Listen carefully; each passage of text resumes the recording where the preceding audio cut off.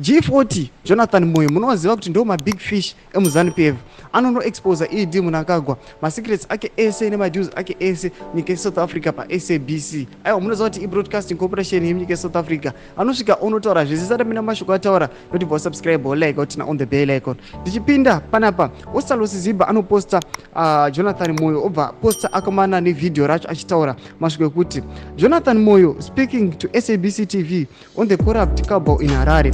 The country's Auditor General in 2018 indicated that Zimbabwe failed to account for 3 MA60 airplanes, indicating that there was no paper trail for these massive planes.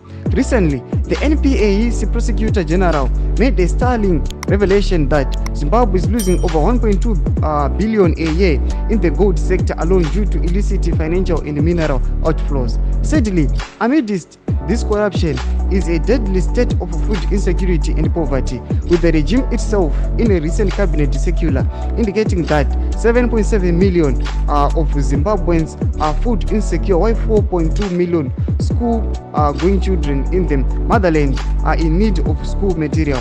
To make matters worse, 70% of our people are living in a abject poverty, proving again the cost of regime corruption and misgovernance. We have to fight. Ndomashoko antaura naOstallos Siziba achiti we have to fight against this ruling party. Achiti pana pamashoko ataurwa naJonathan Moyo achitaura kuti aiwa ruling party iri kuonewa zviri, iri kuskwanda mabillions ari kubuda each and every year. Tudze maforo enyu muri kudi pamusoro mashoko ake pinai comment section medu. Subscribe, like, on the bell icon.